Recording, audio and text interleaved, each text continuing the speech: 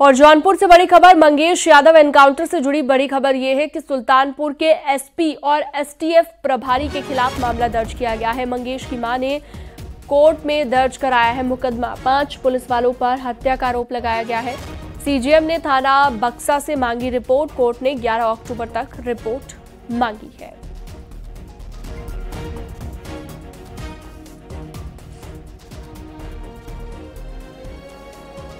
तो कोर्ट में एसपी और एसटीएफ प्रभारी पर मुकदमा दर्ज किया गया है। 11 अक्टूबर तक कोर्ट की तरफ से रिपोर्ट तलब की गई है, रिपोर्ट मांगी गई है।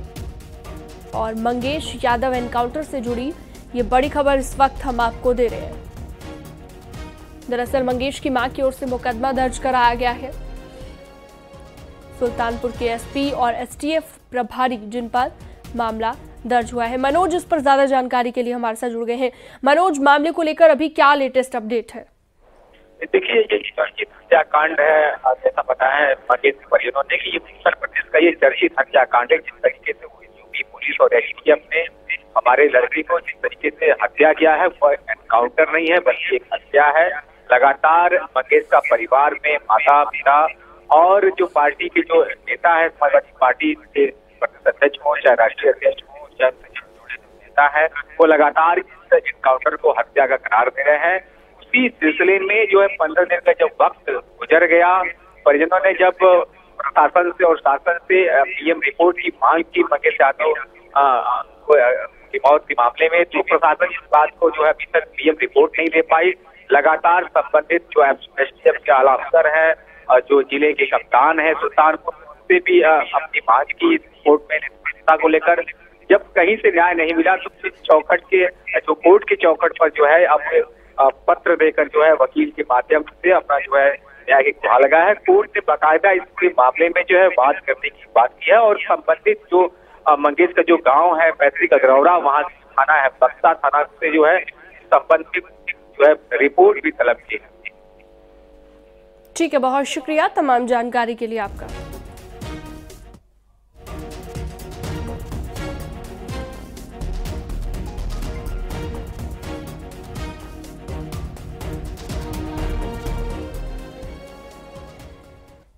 नवरात्र शुरू नहीं हुए हैं, लेकिन एमपी में नवरात्र में होने वाले गरबा के आयोजन पर विवाद गहरा गया है। आयोजक तरह तरह के गाइडलाइंस जारी कर रहे हैं। कुछ को लेकर विवाद भी हो रहा है, मामले पर सियासत भी हो रही है। देखिए, गरबा पर घमासान, गाइडलाइंस पर गहराया विवाद, गौमूत्र के बाद बैकलेस पर सवाल। एमपी में गरबा को लेकर आयोजकों के गाइडलाइंस पर विवादों के घेरे में आ रहे हैं। खंडवा में गरबा महोत्सव को लेकर आयोजकों ने गाइडलाइन जारी की।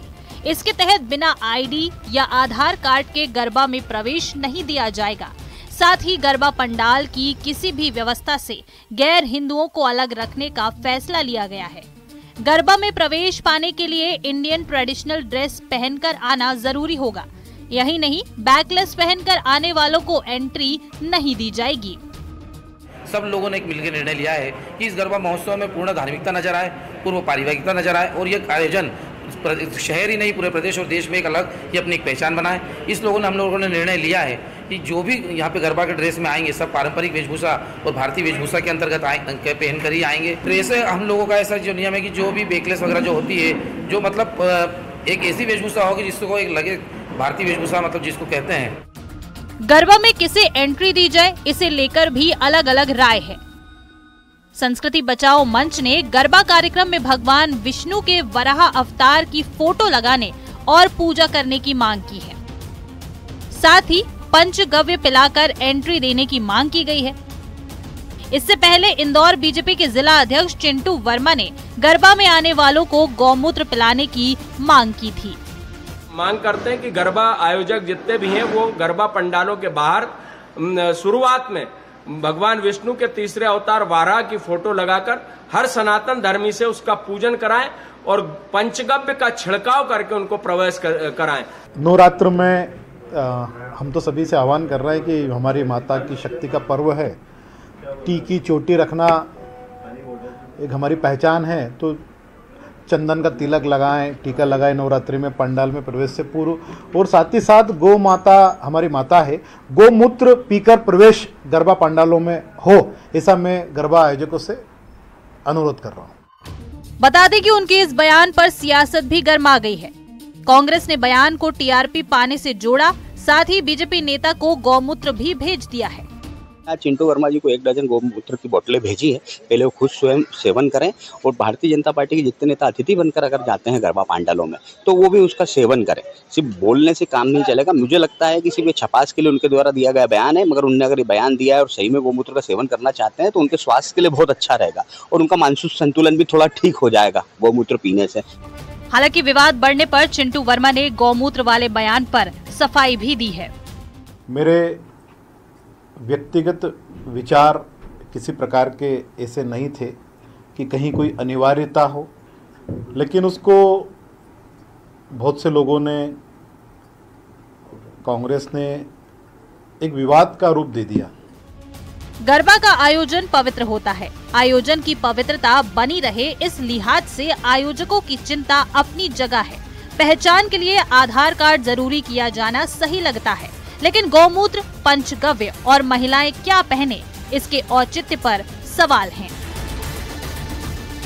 Bureau report, news 18।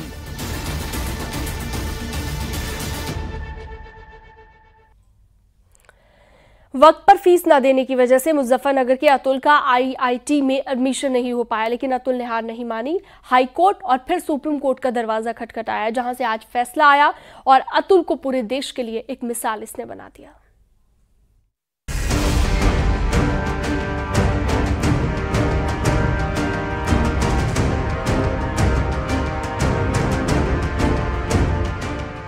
कौन कहता है कि आसमान में सुराख नहीं हो सकता?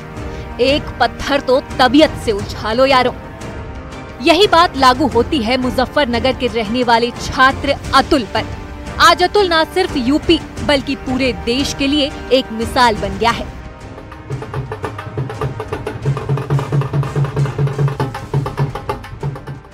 फीस न देने की वजह से अतुल को आईआईटी में दाखिला नहीं मिल रहा था, लेकिन उसने हार नहीं मानी। मामला सुप्रीम कोर्ट पहुंचा, जहां अतुल की जीत हुई और अब वो आईआईटी में पढ़ेगा। कुछ चीफ जस्टिस के लिए कुछ कहना चाहेंगे? चीफ जस्टिस ने बहुत अच्छा किया और ये बोला कि फीस के फाइनेंशियल प्रॉब्लम के कारण तरक्की में बाधा नहीं आनी चाहिए, इसलिए इसका बच्चे का उज्जवल भविष्य खराब नहीं होना चाहिए। अतुल के आईआईटी में एडमिशन की पूरी कहानी बेहद दिलचस्प है। अतुल ने आईआईटी जेईई परीक्षा में अच्छा स्कोर किया और आईआईटी धनबाद में इलेक्ट्रॉनिक इंजीनियर की सीट पाई, लेकिन गरीबी के कारण 24 जून को आखिरी तारीख तक वो फीस जमा नहीं कर पाया। गांव वालों से उधार लेकर किसी तरह फीस के पैसे जमा करने की कोशिश की, लेकिन तकनीकी खराबी के कारण वक्त पर पैसे जमा नहीं हो पाए।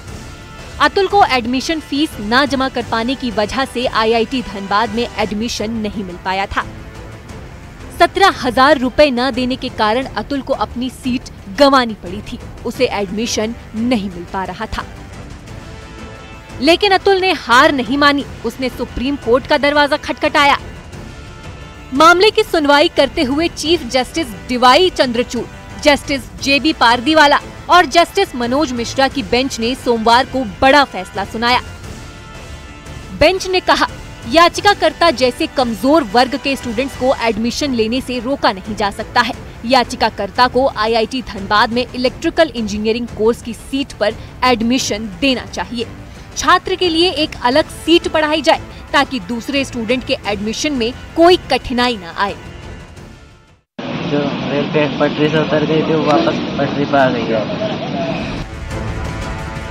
अतुल के एडमिशन को लेकर सुप्रीम कोर्ट के फैसले से अतुल के परिवार वाले बेहद खुश हैं।